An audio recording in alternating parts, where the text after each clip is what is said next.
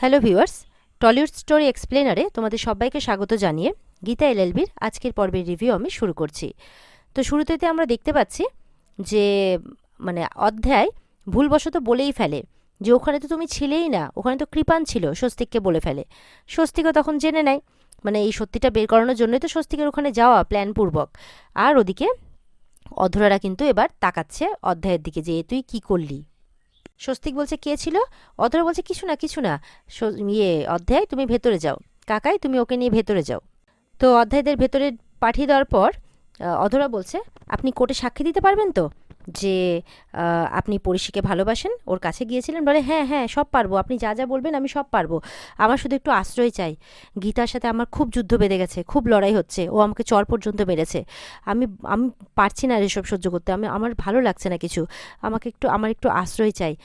তখন বলছি একটু জল দেবেন? বলে হ্যাঁ হ্যাঁ নিশ্চয়ই। এই বলে জল আনতে যায় অধরা। আর সেই ফাঁকেই কিন্তু গীতাকে ফোন করে সবটা জানিয়ে দেয় স্বস্তিক যে পরিষদের বিয়েটাও হয়েছিল আর ওখানে স্বস্তিক সেজে কৃপান গেছিল। যেটা শুনে তো গীতা অবাক হয়ে যায়, কৃপান কৃপান কী করে, তাহলে কি ও বেল পেয়ে গেছে? তখন স্বস্তিক বলছে আমি জানি না, ঠিক আছে আমি এখন রাখছি কারণ জল আনছে, এই বলে ফোনটা রেখে দেয়। আর গীতা তখন পরিষীর কাছে গিয়ে মনে মনে বলছে আমার বরটাকে তুমি ভুল বুঝো না পরিষী, আমার বরটা হচ্ছে কোষ্ঠী পাথরে ঘষা, আমাকে ছাড়া কাউকে ভালোবাসে না, আপনার কাছে কৃপান এসেছিল, কৃপান। কিন্তু কৃপান এলো কোত্থেকে, এমনটা ভাবতে থাকে গীতা। এবার গীতা মিস্টার ঘোষালকে ফোন করেছে, উনিও অ্যাডভোকেট। বলছে আচ্ছা আপনি একটা খবর দিতে পারবেন, আচ্ছা কৃপান কোথায় এখন? বলে কেন? বলে বলুন না। বলে ও তো কালকে বেল পেয়ে গেছে। বলে কি ও বেল পেয়ে গেছে? কে ওর বেল করালো? বলে আমি, অ্যাডভোকেট ঘোষাল। বলে ও আচ্ছা আচ্ছা আচ্ছা ঠিক আছে ঠিক আছে, ফোনটা রাখলাম। বলে কেন, ওর বেল পাওয়াতে আপনি এত খুশি হলেন কেন? গীতা বলছে না না কিছু না, বলে ফোনটা রেখে দেয় আর থ্যাংক ইউ বলে। ওদিকে ঘোষালও ভাবছে ব্যাপারটা কি হলো, কি এটা জেনে ওর এমন কি লাভ হলো। গীতা বলছে এবার তো মনে হচ্ছে কেসটা জটিল হয়ে যাচ্ছে, অক্টোপাসের মতো ঘিরে ধরছে, এখান থেকে তো বেরোনো যাবে না। এই বলে একটা বুদ্ধি আসে মাথায়। গীতা বলছে হ্যাঁ একটা উপায় আছে, একমাত্র উপায় পদ্ম, দিয়ে পদ্মকে ফোন করছে। পদ্মকে ফোন করে বলছে আচ্ছা কৃপান কি বাড়িতে আছে? বলে তুমি কি করে জানলে যে কৃপান বাবু বাড়ি ফিরেছে? বলে যেটা বলছি যে সেটা উত্তর দে। বলে হ্যাঁ।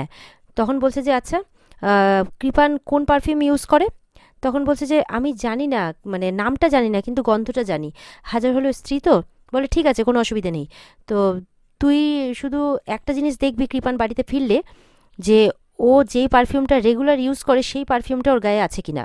তখন বলছে কেন? বলে যেটুকু বললাম সেটুকু কর, পরে সবটা বলবো। তো পদ্ম ঠিক সেই মতো করেই কিন্তু কাজ করছে। যখন কৃপান বাড়ি ফেরে তখন কৃপান কিন্তু ওই কালারের শার্টটাই পরে আছে যে কালারের শার্টটা স্বস্তিক পরেছে, কারণ ওই ওই কাজটাই তো করে ফিরলো না এখন। তো এবার পদ্মকে বলছে পদ্ম তাড়াতাড়ি খেতে দাও তো আমি বেরোবো। তখন বলছে যে একটু দাঁড়ান, কি হয়েছে? বলে তো আপনার শার্টের বোতামটা খোলা আছে, তো আমি লাগিয়ে দিই। এই বলে লাগাতে গিয়ে কাছ থেকে কিন্তু পারফিউমটা শুকে ফেলে গন্ধটা। দিয়ে তখন কৃপান বলছে কি হয়েছে? বলে না না কিছু নয়, আসলে বোতামটা লাগিয়ে দিলাম, এভাবে আপনি কিভাবে বেরোতেন, এবার আপনি যান। বলে কৃপান চলে যায়। দিয়ে পদ্ম তখন গীতাকে ফোন করে জানিয়ে দেয় যে না, ওর গায়ে আলাদা অন্য পারফিউম আছে। তখন বলছে ঠিক আছে, আমার যা জানার আমি জেনে নিয়েছি। তো বলছে কেন, কি হয়েছে? দেখো আমার সংসারটা কিন্তু ভেঙো না। বলে চিন্তা করিস না, তোর সংসারও ভাঙবে না, আমার সংসারও ভাঙবে না, আর পরিষেও বিচার পাবে। বলে বলে তোকে সবটা পরে বুঝিয়ে বলবো। ওদিকে পরিষেও কিন্তু কথাগুলো শুনছে কিন্তু কিছু বুঝতে পারছে না। এদিকে তো অধরা জল নিয়ে আসে, স্বস্তিক জল খায়। বলে আপনার হেল্প পাবো তো? বলে হ্যাঁ একদম পাবেন। আচ্ছা একটা কথা বলুন তো, আপনার সাথে তো পরিষীর বিয়ে ঠিক হয়েছিল, তারপর তোর অ্যাক্সিডেন্ট হয়েছিল শুনেছি। তখন বলছে ভাগ্যিস অধ্যায়ের সাথে তোর বিয়েটা হয়নি, ভগবান যা করেন মঙ্গলের জন্য করেন। এই বলে স্বস্তিক বেরিয়ে যায়। তখন অধ্যায়কে ডাকছে অধরা। বলছে শোন অধ্যায়, স্বস্তিক যেটা বলছে পরিষী নাকি বলছে ওর বিয়ে হয়নি, বুঝতে পেরেছিস? তার ও স্বস্তিককে চায়। হঠাৎ করে অধ্যায় বলছে পরিষী কিন্তু আমার স্ত্রী, অন্য কোনো পুরুষ যাতে ওর গায়ে হাত না দেয়। বলে তুই চুপ কর তো, আমাদের এখন এই কেসটা জেতা সব থেকে বেশি ইম্পর্টেন্ট, বুঝতে পেরেছিস? বলছে এখন একটু বাজিয়ে নিতে হবে যে স্বস্তিক কি সত্যি সব কিছু সত্যি সত্যি বলছে না কোনো গেম খেলতে এসেছিল, এরকম আর কি। এদিকে গীতা কিন্তু খুব ভাবছে ব্যাপারগুলো নিয়ে। সেই সময় কিন্তু সেখানে প্রলয় আর মেহেক আসে। প্রলয় বলছে যে আমি তোমার কাছে এলাম মুখার্জি বাড়ি ছেড়ে, এর কি খুব দরকার ছিল? কেন ঘর ছেড়ে এলে তুমি? কার জন্য ঘর ছেড়ে এলে? পরিষীর জন্য? তুমি কাদের সুযোগ করে দিলে? যারা তোমার ক্ষতি করতে চাইছে তাদের? কেন তুমি নিজের ইচ্ছাতে এই ঘটনাগুলো শিকার হচ্ছ কেন? এগুলো তোমাকে একদমই মানায় না গীতা, একদমই মানায় না। তুমি তীক্ষ্ণ বুদ্ধিসম্পন্ন একটা মেয়ে, অকাট্য তোমার যুক্তি। কোর্টের ভেতর তোমার চলাফেরা বাঘিনীর মতন। তুমি তো বলো কোর্টের ভেতরে তোমার মুখ চলে আর বাইরে হাত। আর সেই তুমি আত্মরক্ষা করতে এখানে লুকিয়ে আছো? গীতা বলছে আত্মরক্ষার জন্য নয়, পরিশীকে বাঁচানোর জন্য। বলছে পরিশীকে ছেড়ে দাও, পরিশীকে রাস্তায় ছেড়ে দাও। গীতা বলছে কি বলছেন কি আপনি? বলছে হ্যাঁ, পরিশীকে রাস্তায় ছেড়ে দাও, তাহলে কেউ না কেউ ওর শিকার করতে আসবেই, আর সেই শিকারের মুখ থেকে তাকে ছিনিয়ে নাও। যে পশুরা ওর শিকার করতে আসবে দরকার পড়লে মারো, গুলি করো, দরকার পড়লে আইনের হাতে তুলে দাও তাদের। গীতার মাথায় আইডিয়া আসে, বলছি এটা তো আপনি খারাপ বলেননি। বলে কিন্তু ওর যদি কোনো ক্ষতি হয়ে যায়? বলে হবে না, হবে না, কিচ্ছু হবে না, এই প্রলয়জিৎ মুখার্জি থাকতে ওর কিচ্ছু হবে না, আমরা সবাই তোমার পাশে আছি গীতা, কিচ্ছু হবে না। মেহেকও বলছে হ্যাঁ আমরা আছি তোমার পাশে, ছোটকা তো ঠিক কথাই বলেছে, তুমি এভাবে দেওয়ালে পিঠ ঠেকিয়ে দিও না, তুমি ঘুরে দাঁড়াও, ঘুরে দাঁড়াক।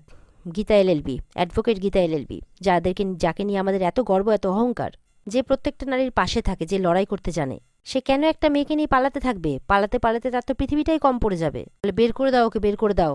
তুমি বলো না যে তুমি নাকি ঈগলের মতো তীক্ষ্ণ দৃষ্টিতে নজর রাখতে পারো, তাহলে? আর যখনই ওকে কেউ শিকার করতে আসবে, আমি নিশ্চিত গীতা যে শিকার করতে আসবেই, ওকে কেউ মারতে আসবেই, আর সেটাই হবে আসল সুযোগ, তুমি হাতে নাতে ধরবে। আর ওকে ধরতে আসবে কারা? যারা মিনুকে খুন করেছে তারাই। যার জন্য ঘর ছাড়ছো, বর ছাড়ছো, এত কিছুর কি প্রয়োজন গীতা? তখন গীতা বলছে এত কিছু তো আমার মাথাতেই আসেনি। মেহেক বলছে তুমি আর সময় নষ্ট করো না, ছোটকা যেটা বলছে সেটা করো, তুমি আজকে রাতেই ওকে বাড়ি থেকে বের করে দাও, আর এমন করে বের করে দাও যাতে কথাটা একদম ওদের কানে গিয়ে পড়ে। কিন্তু কি করে যাবে কথাটা? প্রলয়জিৎ বলছে ঠিক ওর উপরে নজর রাখা হচ্ছে, আর তোমার উপরেও, প্রত্যেকটা মুভমেন্টের উপর নজর রাখা হচ্ছে। গীতা তুমি হেরে যাচ্ছ কেন? না গীতা, হেরে যাওয়া মানাই না তোমাকে, তুমি সামনের লোকটাকে মারো, ভেঙে দাও, গুড়িয়ে দাও তাকে। বলছে কি করতে চাইছেন আপনি? কি করতে চাইছি দেখো এবার। পড়শি কোথায়? পড়শির ঘরে গেছে, গিয়ে বলছে চলো ওঠো, হাত ধরে বলছে। বলে কেন, কি হয়েছে? বলে আমাদের মুখার্জি বাড়িতে তোমার কোনো জায়গা নেই। বলছে এটা তো মুখার্জি বাড়ি নয়, আমি তো গীতা ওনার বাড়িতে এসেছি। গীতা আপনি কিছু বলছেন না কেন? বলে কিছু বলবে না ও, কারণ ওর উপরে কথা বলার জন্য অভিভাবক আছে, আমরা আছি, তোমার জন্য আমাদের পুরো পরিবারটা ধ্বংস হয়ে যেতে পারে না। পরিশিও বলছে আমি অন্ধ, আমার মতো অন্ধ মেয়েকে আপনি বের করে দিতে পারেন না। বলছে মেহেক তুমি ধরো, তোমার আর কোনো কথা শোনা হবে না, চলো বেরো। বলছে বার করে দে, সোজা বাড়ির বাইরে বার করে দে। আর মেহেক কিন্তু পরিশির কানে কানে বলে দেয়। পুলিশ বলছে ও আচ্ছা ঠিক আছে। তখন মেহেক বলছে এসো এসো আমার সাথে এসো। গীতা এবার বাহানা করছে, এ কি মেহেক, ওকে কোথায় নিয়ে যাচ্ছ, কোথায় নিয়ে যাচ্ছ ওকে, এইভাবে কোথায় নিয়ে যাচ্ছ? মানে পরিশিকে দেখানো হলো যে গীতা জানে না। গীতা বলছে ছোটকা ওকে আটকান, এত রাত্রে ও কোথায় যাবে? বলে যেখানে খুশি সেখানে যাবে। তুমি বাড়ি ফিরবে গীতা, বাড়ির বউ বাড়ি ফিরবে, বাড়ি ফিরবে তুমি, তুমি সেখানে চুটিয়ে সংসার করবে, তুমি শ্বশুর মশাইয়ের বিরুদ্ধে কেন লড়াই করছো? চলো বাড়ি চলো। বাইরে গিয়ে পড়শি বলছে আমাকে ছেড়ে দাও, আমি একটা অন্ধ মেয়ে, কোথায় যাব? বলে না, এই মুখার্জি বাড়িতে তোমার কোনো জায়গা হবে না, তুমি বেরিয়ে যাও, বেরিয়ে যাও এখান থেকে। বলছে বেরিয়ে যাও, বেরিয়ে যাও একদম। আর পড়শির কানে কানে বলে দিচ্ছে তোমার উপরে নজর রাখা হচ্ছে, তুমি একদম নিশ্চিন্তে থাকবে, ঠিক আছে? পড়শি অভিনয় করছে আমাকে ছেড়ে যাবেন না, আমাকে একা ছাড়বেন না, আর ওইভাবে ওইভাবে হাঁটছে আর কি রাস্তা দিয়ে। ঠিক কিন্তু একটা গুন্ডা পড়শিকে ফলো করছে। আর এদিকে গীতা এবার বড়বাবুকে ফোন করছে। বড়বাবুকে ফোন করে বস্তিতে আসতে বলে গীতা। তো বড়বাবু বলছে কেন? বলছে যে পড়শিকে টোপ করে ব্যবহার করা হচ্ছে আর কি, শিকার আসবে, আর সেই শিকার আসবে যে মিনুকে হত্যা করেছে, আপনি তাড়াতাড়ি চলে আসুন। গুন্ডাটা এবার অধ্যায়কে ফোন করে সবটা জানিয়ে দেয়। অধ্যায় বলছে তাই, নজর রাখ। আর ওরা কি করছে, মানে প্রলয়জিৎদের কথা বলছে। গুন্ডাগুলো বলছে যে ওরা এখন বেরিয়ে যাচ্ছে। বলছে ঠিক আছে আমি যাবো আর তুলে নিয়ে আসবো, নজর রাখ। অধ্যায়ও এবার তোমার পালা বলে বেরিয়ে পড়ে। এদিকে অধ্যায় দলবল নিয়ে চলে আসে, আর মেহেক গীতাকে সেটা জানিয়ে দেয়। গীতা বলছে তুমি নজর রাখো। মেহেক বলছে নজর রাখছি, নজর রাখছি, ওরা তো আর জানে না যে এই ননদ আর বৌদি মিলে কি ঘটাতে পারে। গীতা বলছে আজকে একদম ওদেরকে হাতে নাতে ধরতে হবে। এবার মেহেক বলছে তোমার বাড়ির 100 গজ, মানে 100 গজের মধ্যেই আছে, তো বলছে তুমি একা সামলাতে পারবে তো বৌদি? বলে আমি একা নেই তো, বড়বাবুও ঢুকে গেছে। বলছে বড়বাবু কোথায়, দেখছি না তো। বলে তোমার ডান দিকে তাকাও। যেই ডান দিকে তাকায় দেখছে একদম লুঙ্গি পরে, গেঞ্জি পরে, মাথায় গামছা পেঁচিয়ে একদম বসে আছে, চা খাচ্ছে। বলছে চা খাচ্ছে। তখন মেহেক দেখে ইশারা করে তাকে, বড়বাবু ইশারা করে। মেহেক বলছে তুমি একদম রেডি করে নিয়েছো? বলে একদম, পুরো ফোর্স ঘিরে নিয়েছে, একদম চিন্তা করো না তুমি, তুমি শুধু আমাকে বলতে থাকো কি কি হচ্ছে, পুরোটা বলতে থাকো। অধ্যায় এবার পড়শির কাছে এগিয়ে আসছে। মেহেক ফোনটা জানাচ্ছে গীতাকে যে অধ্যায় সিনহা এগিয়ে আসছে পড়শির দিকে। এবার পড়শির হাত ধরে নিয়েছে, মানে অধ্যায় বলছে পড়শিদের হাত ধরে নিয়েছে। তখন ওদিকে দেখা যাচ্ছে স্বস্তিকও এসে গেছে, আর স্বস্তিক পুরো ব্যাপারটাকে ভিডিও করছে। মানে একদম জমে গেছে ব্যাপার স্যাপার। পড়শি বলছে কে কে? স্বস্তিক বলছে চিনতে পারছো না আমাকে, আমি তোমার হাজবেন্ড, অগ্নিসাক্ষী করে তোমাকে সিঁদুর পরিয়ে 7 পাক ঘুরে তোমাকে বিয়ে করেছি। মানে স্বীকার তো অলরেডি করেই নিল, সেটা ভিডিও করছে ওদিকে স্বস্তিক। পড়শি বলছে ছেড়ে দাও আমাকে। বলে তোমাকে তো ছেড়েই দেবো, তোমাকে এখান থেকে তুলে নিয়ে গিয়ে গঙ্গায় ভাসিয়ে ছেড়ে দেবো। পড়শি বলছে আমাকে ছেড়ে দাও অধ্যায়, আমি তোমার স্ত্রী, আমাকে ছেড়ে দাও। অধ্যায় তো হাসছে, ভাগ্যবানদের বউ মরে, এবার তুমি মরবে, আরেকজন আসবে। মিনু হত্যা মামলায় আমাকে ফাঁসাতে গিয়েছিলে, এই বলে পড়শির কিন্তু গলা চেপে ধরেছে। বলছে মিনুকে আমি মেরেছি, কিচ্ছু করতে পারবে না। বলছে যে মিনু সেদিন মদ খেতে চায়নি, ওকে জোর করে খাইয়েছি, তারপর নাচতে বলেছি, ও নাচতে চায়নি, কিন্তু অধ্যায় সিনহার কথা শুনবে না। তারপর ওর সাথে যা করার করে ওকে ধাক্কা, মানে ও পালাতে যাচ্ছিল, এক ধাক্কা মেরেছি, নিচে ফেলে দিয়েছি, এরভাবে বলছে, মানে পুরোটাই স্বীকার করে নেয়। তারপর সব শেষ, আমি মিনুকে মেরেছি। হ্যাঁ, মেহেকও শুনে অবাক হচ্ছে, কেউ কিচ্ছু করতে পারবে না, এই তোল ওকে তোল। ভিডিও করা হয়ে যায় স্বস্তিকের। মেহেক বলছে, তুমি কোথায়? গীতাবতী কোথায়? ওকে তুলে নিয়ে যাচ্ছে, তুমি কোথায়? মেহেক বলছে, তোমার পাশেই। চলে আসে গীতা। অধ্যায় যখন নিয়ে যাচ্ছে, অধ্যায়কে বলছে, কোনো অ্যাপয়েন্টমেন্ট আছে নাকি অধ্যায় সিনহা? অধ্যায় অবাক হয়ে যায়। গীতা বলে, হ্যাঁ, অ্যাডভোকেট গীতা, LLB। কোটের ভেতর মুখ চলে, কোটের বাইরে হাত চলে। আর তোমাদের মতো ক্যারেক্টার যখন দেখি না, হাত একদম নিষ্পিস নিষ্পিস করে। পরিশিকে সরিয়ে দেয়, মেহেক পরিশিকে ধরে থাকে। অধ্যায় বলছে, তুমি এখানে কি করছো? গীতা বলছে, কেন, ধাক্কা লেগে গেল নাকি? জোর ধাক্কা, ধীরে ধীরে লেগে গেল, তাই না? তা ওকে নিয়ে কোথায় যাচ্ছিলি? প্রমাণ লোপাট করতে? অধ্যায় বলছে, এই মার ওকে। গীতাকে মারতে বলছে তার গুন্ডাদের। গীতাও তো একদম দামাদ্দাম সবকে দিচ্ছে, কেউ পারছে না গীতার সাথে। অধ্যায় দেখে অবাক। স্বস্তিকে চলে আসে, মারতে থাকে গুন্ডাদের। বড়বাবু এসে খুব মারছে। এরপর এসছে অধ্যায় গীতার সাথে লড়তে, সেও খাচ্ছে একের পর এক কিল, ঘুষি, চর, সব কিছু, কোনো কিছু বাদ নেই। এবার চারপাশ থেকে পুলিশ চলে আসে আর সব কটাকে ধরে ফেলে। আর অধ্যায়কে বলছে, কি ভেবেছিলিস? হ্যাঁ, কি ভেবেছিলিস? স্কিম চালবি? তোরা যে স্কিম চেলেছিস তার উল্টো স্কিম আমি চেলেছি। তোরা দিয়েছিস 3 ছক্কা পুট আর আমি দিয়েছি 2 ছক্কা পাঞ্জা। অধ্যায় বলছে, মারছো কেন? মারছো কেন আমাকে? আননেসেসারি মারছো কেন? বলে, মারছি কেন? বলছে, বড়বাবু ওদের বুঝিয়ে দিন কোনটা নেসেসারি আর কোনটা আননেসেসারি। কই স্বস্তিক মুখার্জি? স্বস্তিক চলে আসে গীতার কাছে। অধ্যায় অবাক, স্বস্তিক মুখার্জি?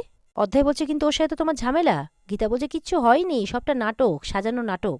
অবাক হয়ে যায় অধ্যায়, কি করবে আর বুঝে পায় না। আর এখানে আজকের পর্ব শেষ। তো বন্ধুরা, কেমন ছিল আজকের জমজমাট এপিসোড? খুব দারুণ, তাই না? তাহলে নিশ্চয়ই এটা দেখতেও চাইবে। তাহলে কিন্তু স্টার জলসার পর্দায় দেখতে হবে। আর পর্ব ভালো লেগে থাকলে আমাদেরকে কিন্তু কমেন্ট করে জানাবে। আর আমাদের সাথে জুড়ে থাকতে অবশ্যই আমাদের চ্যানেলকে সাবস্ক্রাইবও করে দেবে। তাহলে দেখা হচ্ছে আগামীকালকে। ভালো থাকবে সবাই। টাটা।